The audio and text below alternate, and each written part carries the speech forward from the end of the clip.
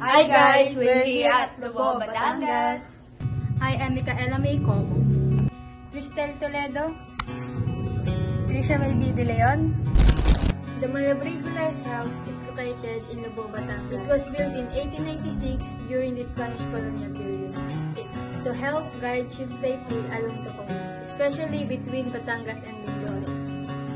The Malabrigo Point Lighthouse was among the lighthouses constructed by the Spanish colonial authorities in the Philippines from 1846 to 1896 as part of the master plan for the lighting of the maritime coast of the Philippine archipelago. The goal of which was to install 55 lighthouses all over the archipelago, including the remotest corners.